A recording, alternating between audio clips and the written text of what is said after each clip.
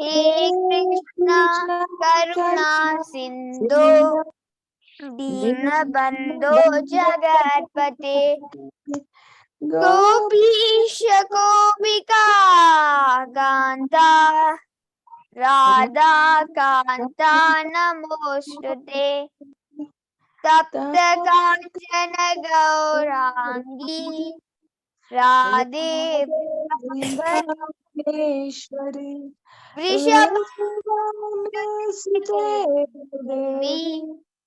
प्रणमामि हरिप्रिये वाञ्छाकल्पतरुभ्यश्च कृपा सिन्धुभ्येव च पतितानां पावनेभ्यो वैष्णवेभ्यो नमो नमः।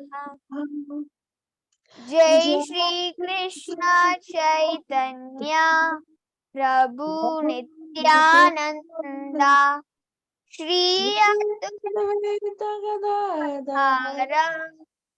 श्रीवासादि गौरभक्तवृंदा हरे कृष्णा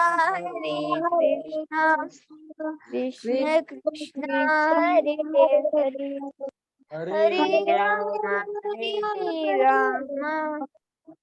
राम राम हरे हरे। हरे Krishna. Hare Krishna. Thank you, Sashu. So today we are on the first canto, chapter 7, verse number 33.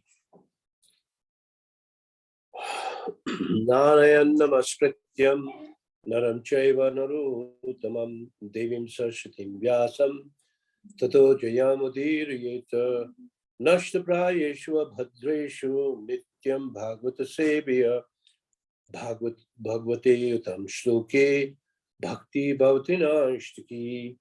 Om namo bhagavate vasudevaya. Om namo bhagavate vasudevaya. Om namo bhagavate vasudevaya.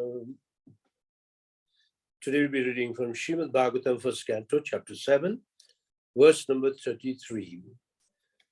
Tata ashadya tarasha dauranam gautami sutam mabandha marsha tamrasha pashum rashnaya yatha. Translation. Arjun, his eyes blazing in anger like two red balls of copper, dexterously arrested the son of Gautami and bound him with the ropes like an animal. I'll repeat the verse. Arjun, his eyes blazing in anger like two red balls of copper, dexterously arrested the son of Gautami and bound him with ropes like an animal. Purport. Would somebody like to read the purport, or you want me to read the purport? Okay, I'll read the purport. Ashwatthama's mother, Kripi, was born in the family of Gautam. The significant point in this shloka is that Ashwatthama was caught and bound up with ropes like an animal. According to Sridhar Swami, Arjun was obliged to catch the son of a Brahmana like an animal as a part of his duty, dharma. This suggestion by Sridhar Swami is also confirmed in the latest statement of Sri Krishna. Ashwatthama was a bona fide son of Dronacharya and Kripi, but because he had degraded himself to a lower status of life, it was proper to treat him as an animal and not as a Brahmana. Hare Krishna. So we find we should understand the scene, what is going on. We find that Brahmashtra was released by Ashwatthama and to attack the Pandavas. Not only that, he even slaughtered the children of the Pandavas when they were sleeping in cold blood, and also the brother of Draupadi, Drashdyumna. They were all killed in cold blood. And then he ran away. And when they realized that all these people are killed, including one Akshoni Sena, so many soldiers, all were killed at night, he secretly entered into the camp of the Pandavas and killed all of them. Now, when they tried to wake up in the morning, they realized that all the sons were beheaded, killed mercilessly. And when the news went to Draupadi, she could not control herself. She was just crying and crying. And she inquired whose weapons were used here. And they found that the weapons of Ashwatthama was used. So out of anger, she said, really, really a painful situation, that I want the murderer to be brought in front of me. His head should be brought in front of me. I will stand on that head and take a bath. So Arjun, accompanied by Krishna, went to chase Ashwatthama, who also flee in fear. And Arjun, Krishna caught him. And we found in the previous verse, 34, after binding Ashwatthama, Arjun wanted to take him to the military camp after the Brahmastra was foiled, because he has already released the Brahmastra. And when Krishna said, withdraw your Brahmastra before it does any damage, it can ruin, just like we hear about the Hiroshima bomb and Nagasaki, how they destroyed, I think, about 1 million people. So in this way, Arjuna was told to use his Brahmastra because Ashwatthama did not know how to retract it, whereas Arjun knew it. But even when Arjun released his Brahmastra, he prayed to Krishna. We have already done those prayers. And that Brahmastra, his Brahmastra and Ashwatthama's Brahmastra together were retracted. After that, he was bound like an animal. Now here, we find that Ashwatthama is referred to as Gautami because he happens to be in the same lineage as Gautam Rishi. And Kripacharya and Kripi are brother and sisters. And Kripi was married to Dronacharya. And Ashwatthama was bound by Arjuna like an animal. It's the duty of a Kshatriya to punish the miscreants. We find that if you go to Bhagavad Gita, in just one purport, Srila Prabhupada explains 6 kinds of aggressors. Those who attack with deadly weapons, those who poison, those who administer poison, those who set fire to others' houses, those who loot property, those who forcefully take the land, and those who attack with deadly. All these 6 aggressors should be punished to death. But he could not kill him because he had given a word to Draupadi that he should be bound and brought back to her. So, on the other hand, Draupadi is waiting for him to be brought there. What happens next will be explained later. But here, as the commentator Sridhar Swami says, this was an appropriate action of Arjuna because he followed what he was supposed to do. And Krishna also said the same thing, to bind him like an animal. A question may be raised, but he is a Brahmin's son. Why should we mistreat him? But as we go further, though he was born in a Brahmin family and legitimate son of Dronacharya and Kripi, but he behaved less than a Chandala. Chandala means a very low person. And when such persons behave like that, they have to be punished. Because without punishment, they will not change. So Arjun tied him up to be taken to the camp where the other Pandavas and Draupadi and others were waiting. In the scriptures, many such incidents happen. Many of you may have heard Mahabharata. In Mahabharata also a similar thing happened. When the Pandavas lost the gambling match, the second time, they were told that if you lose this time, last time, the first time when they even lost Draupadi, we all know, and Draupadi was to be dishonored. But Krishna intervened and helped Draupadi. And after that, Dhritarashtra, he let go the Pandavas. And Duryodhana became very angry. He says, let them play again. This time, if they play and if they lose, they have to go to forest for 12 years, and the 13 years will be incognito, in a hidden way.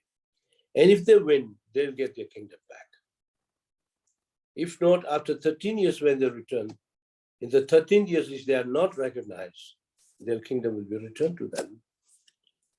So we find that when they were sent to the forest for 13 years, then not very far from Hastinapur, as Yudhishthira Maharaj left along with his brothers and along with Draupadi. This time they did not take Kunti. Kunti was left at Vidura's house. And as they were walking in the forest, Yudhishthira was not happy. And with them was the great sage Domya. And Domya asked, why are you not happy? He says, everybody knows that I am the king. And the citizens will come to me, especially the Brahmanas. And if they ask for alms and food, what will I give them? I have nothing. So Domya told Maharaj Yudhishthira, don't worry. I'll teach you the mantra and prayers by which you can invoke Surya Narayan, Vivashwan. And you'll have to do this prayer for 3 days in one place. So Yudhishthira Maharaj, after taking a bath, 3 days, he worshipped Surya. And Surya appeared and he asked, what do you want? He says, how will I feed so many Brahmins? Because once they realize we are staying in some kuti means a small cottage, they'll definitely come to us. And how will I feed them? So at that time, Surya Narayan gave them Ashok Patra. We all know Ashok Patra. It was a pot which can produce unlimited food to an extent that even thousands of Brahmins or thousands of people can eat from one pot. Any food you decided to come out. And it will only provide 1 meal a day, a very big meal a day. And once Draupadi has eaten, then no more food will be provided. So it so happened, he was very happy. He gave this pot to Draupadi and told Draupadi, you're taking charge of this and please feed her with this every day. So the Pandavas were fed daily. And we all know the incident that once Duryodhana, out of envy, he sent Durvasha with 10,000 disciples at a time when they had already eaten. So when Yudhishthira Maharaj saw a big team of people coming with Durvasha, out of courtesy, he said, please take a bath and do come for lunch. Because we all know Durvasha, if he's not pleased, then death is certain. He's a very, very angry person. So Draupadi at that time had already eaten from the Akshay Patra. And when she looked, she was told by Yudhishthira Maharaj, keep food ready. He said, but we already eaten and there's no food here. What will I cook? And Yudhishthira Maharaj was in a hurry. He just went away. Now Draupadi was in full tension, what to do. And then she remembered her difficult days when, what do you call, Duryodhana's brother, what was the name? Dusashan. When Dusashan came there to dishonor her, nobody could help her. Even her husband could not help her because they had lost her. Bhima stood up, but Yudhishthira Maharaj told him to sit down. So at that time, she had no other choice, simply to hold her sari by her own self. But Dusashan went on further to remove the sari. So at that time, she had no other option but just to raise hands, just like when we say Haribo, we raise our hands up. She raised her hands up, and the first word which came out of her mouth was Govind. Hey Govind, hey Gopal, hey Krishna. Just she said the name of Krishna, and Krishna did appear. Nobody could see her, except Draupadi could see her. And he started removing the sari, but the sari was unlimited. The whole place became full of saris, piles and piles. So he went on removing the sari. A time came when he himself fell unconscious. What do you call it? Dusashan. Because he had no more energy left. And then the whole court or the king's court were all struck with wonder what is going on. But nobody could remove the sari of Draupadi. Nobody could dishonor her. So at that time, what happened? He, what do you call it? When even Duryodhana saw that this lady is not an ordinary lady, either she has done some magic, or maybe she has done something that has failed us, because one of the persons involved also was Karna. Even Karna was the one who instigated Duryodhana that we should strip her naked. So even Karna was shocked what is happening. So at that time, Bhishma and everybody, including Dhritarashtra, they said, stop this. And you are not loose, and even your husbands have been freed. So they were freed. But in the second match, when they lost, they had to go to the forest. And when they came to this Akshay Patra, she remembered the whole of the incident again. When she looked in the Akshay Patra, there was nothing. And she only knew one person that still helped in this emergency, and that is Krishna. And again, she spoke the same words. Hey Govind, hey Gopal, hey Krishna. And just outside the hut, she could actually see with her own eyes Krishna passing by. She ran. She told Krishna, come in, come back. And Krishna is like, he knows nothing. He said, oh, I didn't know you Paul would stay here. He said, yes, we stay here. But I need you now. He said, why you need me? He said, don't you know? Durvasha has come with his 10,000 disciples, and there's no food. He said that not only 10,000, it's 10,001. Even I am hungry. You also feed me? And Draupadi looked into the Akshay Patra. He says, nothing left, Krishna. And Krishna said, give me the pot. And when he looked into Akshay Patra, he saw one broken piece of shaka. Shaka means some vegetable. And he took it. Some people say it's grain and some say it's shaka. Anyway, whatever it is. And when he put it in the mouth, he himself felt satisfied. And when Krishna is satisfied, then the whole world is satisfied. So by Krishna's eating, the whole world ate. That means all the rishis, all the disciples of Durvasha, they ate. And not only they ate, they even started belching. And they were belching so loud, and Durvasha, they stopped belching here. Let's not even go to the cottage of the Pandavas. We just quit from here. And they went away. So Yudhishthira was just waiting. And he said, what is happening? He didn't know Krishna had come. So they all went to the cottage and saw Krishna sitting with Draupadi. And Yudhishthira could understand this is all done by Krishna. So we can learn from here that Krishna, when he's fed, it feeds the whole world. There's a beautiful verse in the Srimad Bhagavatam that if you water the root of the tree, the entire tree gets nourished. When you send food to your stomach, all the senses and the whole body gets nourished and gets strength. So that is why Srila Prabhupada tells us that we should never eat without feeding Krishna. We are not doing for ourselves. We are feeding the whole world. And even in Bhagavad Gita, I think is chapter 3, if I'm not verse number 12. If someone has Bhagavad Gita, you can open 3:12, I think. Yagya, nobody has a Bhagavad Gita? Okay, I have a Bhagavad Gita here. Yes, Prabhuji, I've got one. Okay, can you read 3:12? Yes, Prabhuji. Hare Krishna. Sorry, not 3:12, 13. 3:13. Okay.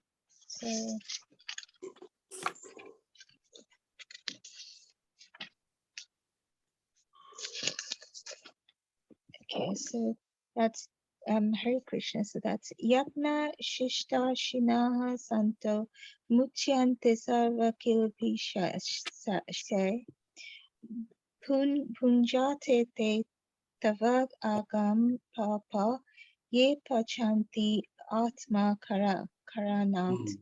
The devotees of the Lord are released from all kinds of sins because they eat food which is offered first for sacrifice. Others who prepare food for personal sense enjoyment verily eat only sin. So devotees, when they eat, there's no reaction. And others, when they eat, they're already getting a reaction. It may be even pure vegetarian food. Because even to kill vegetables is a sin. But when you eat prasad or bhoga, which has been offered to Krishna, then you don't get any sin. That's why Krishna says, my devotees are free from sin, because they eat only prasadam. So this time, Draupadi was saved. But in a matter of days, what happened?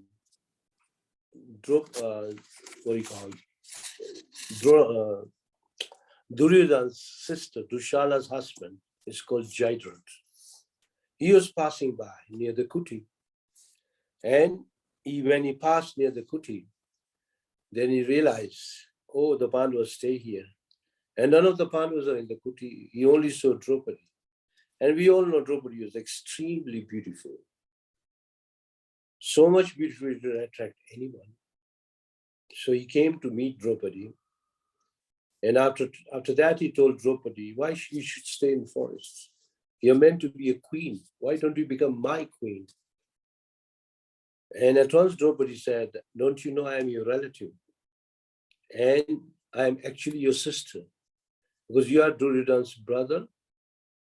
And it means I am also related to you. But he didn't listen. He forcefully kidnapped Draupadi, put her on the chariot, and he flee, along with so many other soldiers. In the meantime, when Arjun came, he realized Draupadi was missing.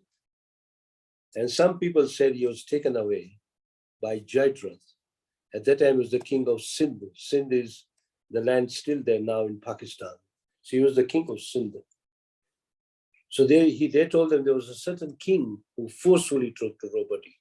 And Draupadi was screaming. She ran and followed the tracks of the chariots. And meantime, even Bhima came. And Arjun used his arrows, and Bhima went behind the chariot. And at last he was caught, brought down the chariot. He was similarly tied like an animal and brought in front of Maharaj Yudhishthira.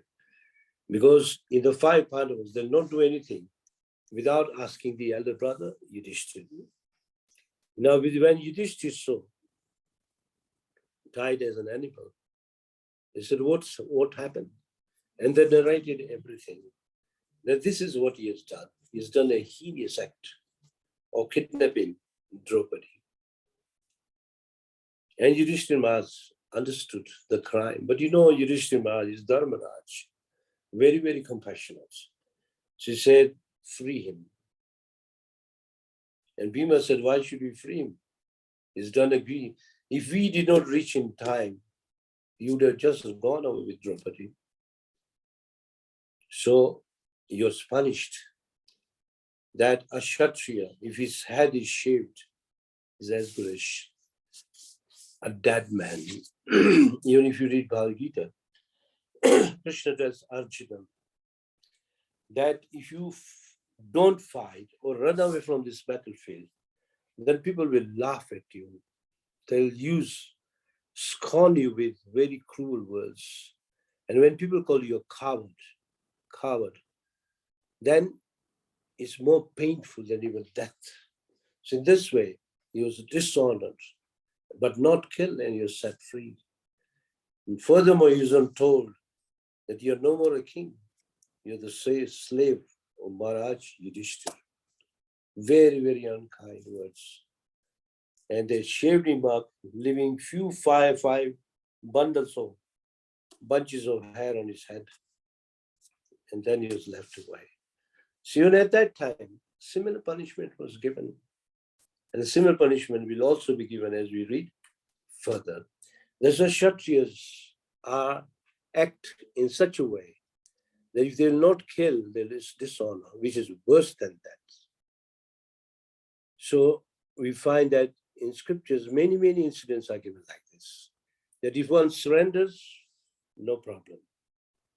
One is found to be a relative, and if the problem has been sorted out, then they may not punish, but otherwise they will always punish.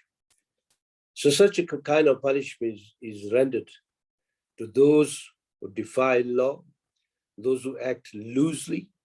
This is the punishment. So please don't think that Arjun did anything wrong. Arjun did what he was meant to do.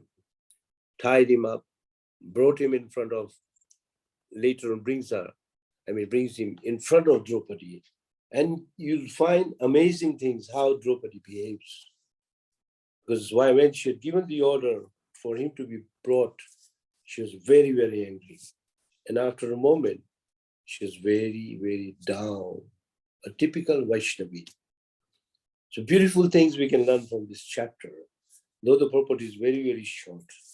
But a Kshatriya will never, run away from the battle. A Kshatriya will always accept a fight, and a Kshatriya will always accept a gambling match. And the third thing a Kshatriya will do is, if a woman is left, or if a woman is helpless, he will marry her, if she says so. So Kshatriya caste or a Kshatriya class is a very, very prestigious class. And once they say, they do it. We hardly find Kshatriyas on this planet now. They are there, but degraded Kshatriyas. Just like degraded Brahmanas are there, degraded Kshatriyas are there, degraded Vaishyas are there, and degraded Sudras. And we, people of Kali Yuga, Kalo Sutra Sambhava, by birth we are all Sudras. People may say, I have a Brahmin father, mother, but by birth you are already a Sudra. Because no family, in most families, they don't have Garbhadan Samskar. Prabhupada explains. A ritual which is done even before conception. Who follows that system? Most children are born out of chance. People don't even follow the rules of the scriptures when they want to conceive a child. Formerly, when they wanted to conceive a child, they'll wait for the right time. Anybody knows which is the right time for conception? Anybody likes to try? Okay,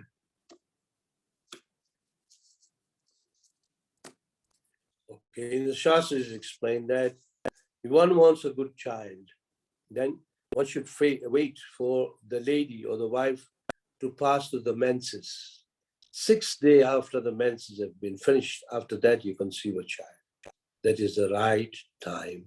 Because at that time our body is clean. Menses means cleansing of the body.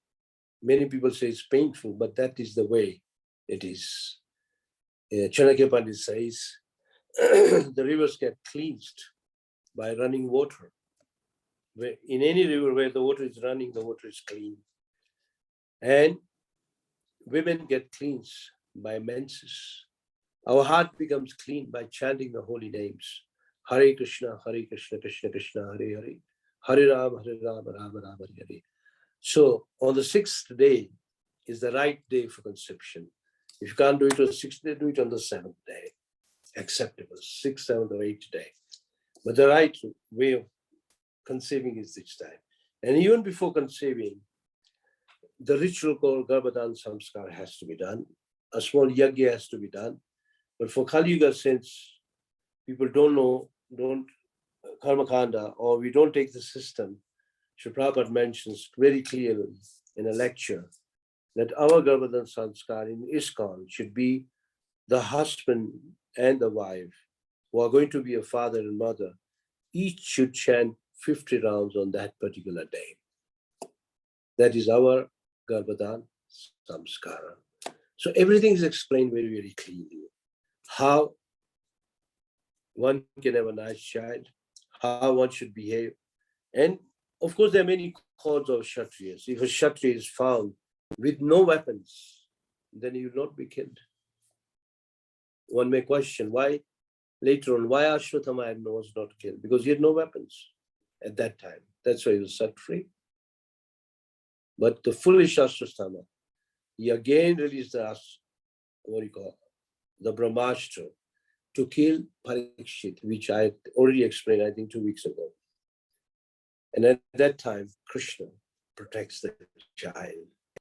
So amazing things you can read in the scriptures. How a Brahmin should behave, Kshatriya, Vaishya, and Sudra. We all know Brahmin's qualities. First of his qualities, beautiful qualities, Samo, Damo, Titi, Shwa, Arjvam, Jnana, Vikyana, Astikyam, and so on. These are the dharma for a Brahmana. Then there is dharma for Kshatriya. Kshatriya means to go to war, for a religious war, fight till death, and not run away from the battlefield. That is a Kshatriya. Vaishya should do 3 things. Krishi go raksha vanucham.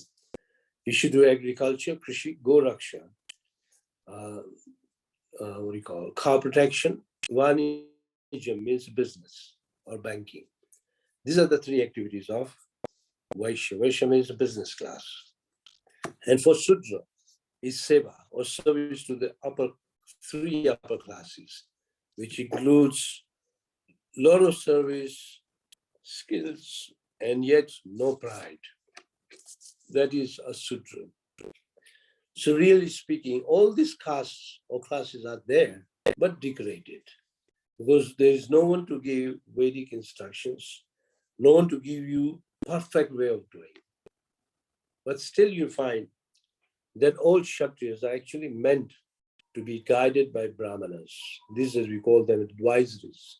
Even in any country, whether they are Democrats or Communists, we hardly find any monarch left. Some countries, they have a king and a queen, but actually they are not so much powerful. But formerly, the world was ruled by the monarch, who was very, very powerful. Not just powerful bodily, but even is very strict that if someone broke a law, then he would give an appropriate punishment. And the whole world was ruled in a Vedic way, even till recently. Beginning of, soon the Kali Yuga started. Then I think after the Maharaj Parikshit and his son Janmejay, slowly Kali Yuga entered more and more and more.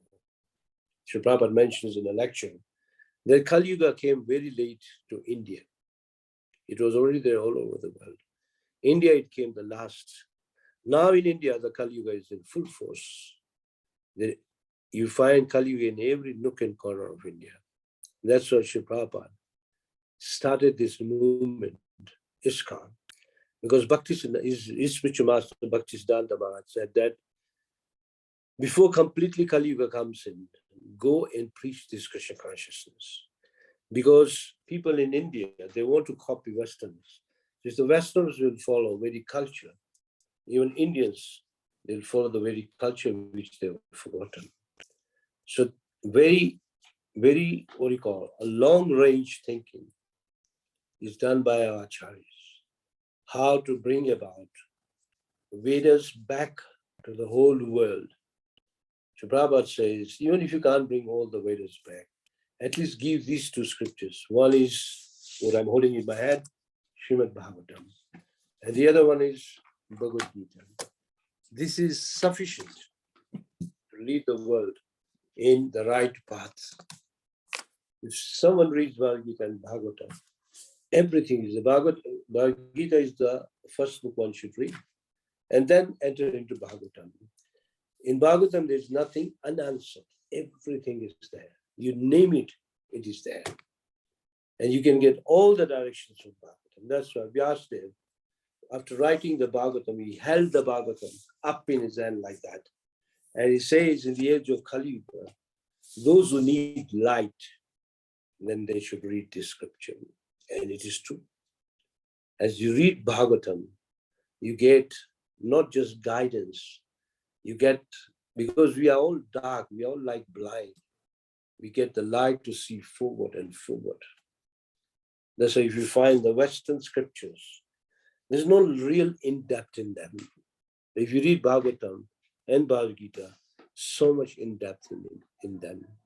Just like day before yesterday, I was in Dar es Salaam, and one of the questions asked in our program in the temple was, in the first verse of Bhagavad Gita, if you know, Sri Prabhupada says that Bhagavad Gita has got all the knowledge you require, which is already there in other scriptures. But in Bhagavad Gita, you always find something extra. So the student asked, what is the extra things you find? So I gave two examples, because I also read Bible. So I said, in Bible, they explain karma, but in a very short way. And like in the Bible, it says, what you sow is what you reap. What you sow is what you reap. If you sow a mango seed, you'll get a mango tree. If you sow an apple seed, you'll get an apple tree. But the whole meaning, all karma is not explained. Whereas in Bhagavad Gita, the karma is explained in such a big detail. It's two different chapters, chapter 3, chapter 5.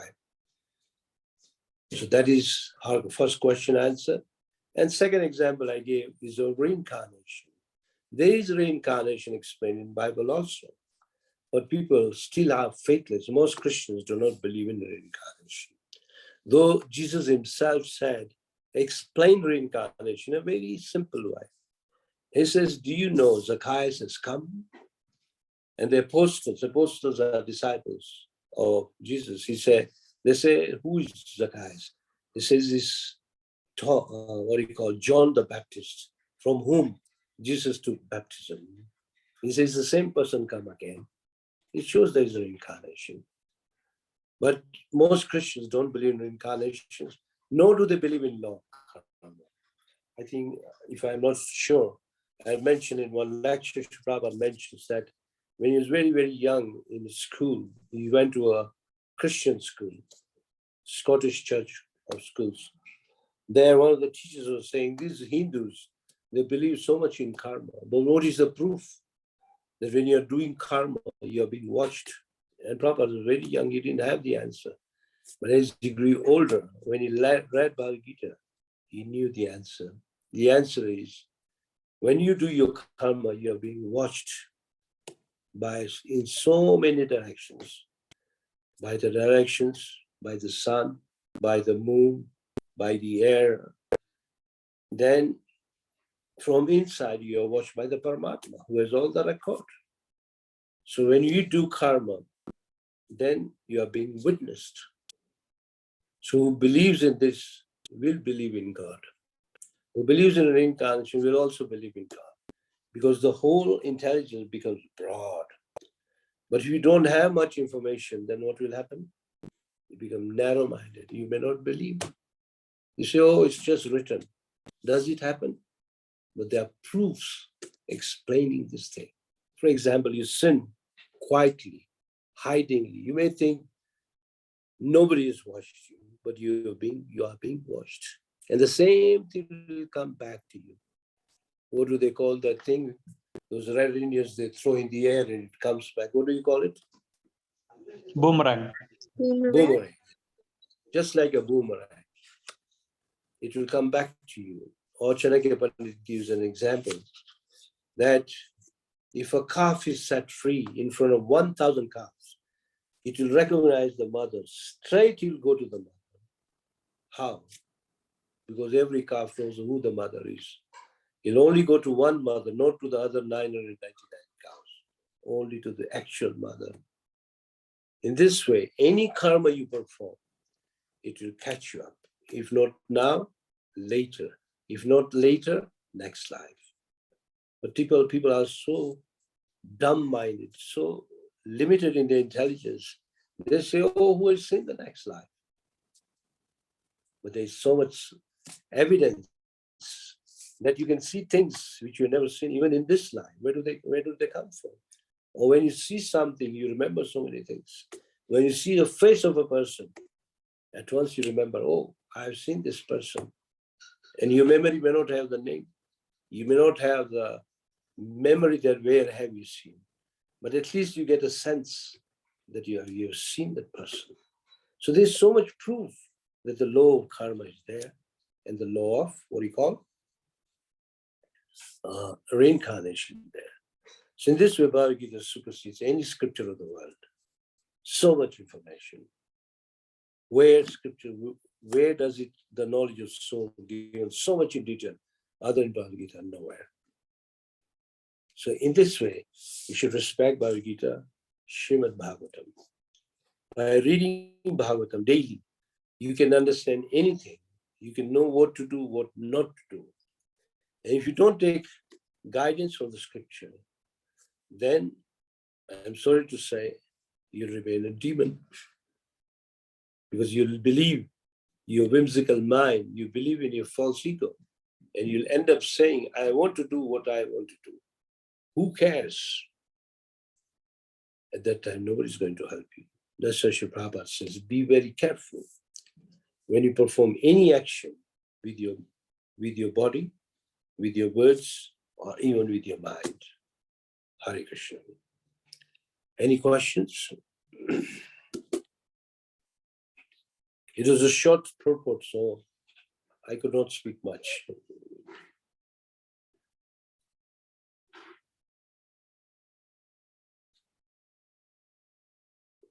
No questions?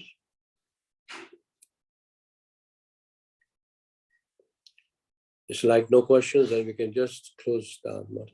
Yeah. Prabhuji, today is Kirtika Ben's birthday. Oh, Hare Krishna to you, Hare Krishna to you, Hare Krishna, Hare Krishna to Kirtika Mataji. Happy birthday to you, happy birthday to you. May Lord Bake Bihari, Sisi Sitaram Lakshman Manji, Sisi Kolitai, Jagannath Baladev Subra, and Srila Prabhupada bless you with lot of devotional service. Hare Krishna. Hare Krishna. Thank you very much, Prabhuji, for your blessings. I have just come back from Radha Banke Bihari, and that's why I joined a little late. I stayed there. Are you in Nairobi? No, sorry, not Radha Banke Bihari. I'm in London.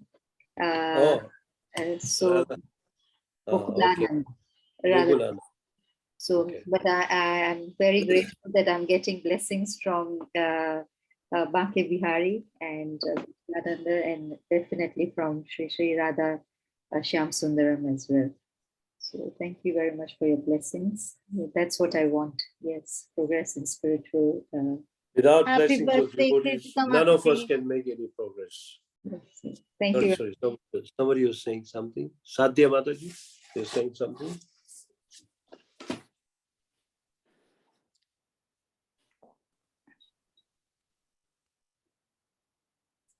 Hare Krishna. Hare Krishna. Thank you very much, Prabhuji. I hand over to Path Prabhu. Path, are you there? Hare Krishna. Hare Krishna. Hare Krishna, Prabhuji, Dandavat Pranam. Dandavat Pranam. Yes, Prabhuji. So there is no question, Prabhu, because your class is so simply and sober, and everybody understand the things, also the karma, the action, with the suppose the witness of our karma. You told very nicely. So we are so grateful, like you are very simplified. This is so many Vedic literature, which is not understand easily, but by your explanation, we are understood very easily, and your simplicity.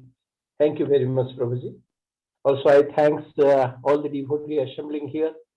Also, I request all the devotees for glorification of Rukma Prabhuji, and also for birthday of Kirtika Mataji will chant Hare Krishna mantra once. Please, all the devotees, please join. This is our Hare prayer. Hare Krishna. Krishna Krishna Hare Hare Hare Rama. Rama Rama Hare Hare Hare Vancha kalpa tarurubhasya vipa sindhu jayavata patitanam pavanebhyo vaishnavebhyo namo namaha. Srila Prabhupada ki jai. Jai Grace Rukma Prabhu ki jai. Jai Hare Krishna. Happy birthday Kritika Mataji. Happy birthday, Kirtika Happy Mataji. birthday. Happy birthday, Thank you so much. Thank you. God Many happy bless. birthday, Mataji. Thank you. Thank you.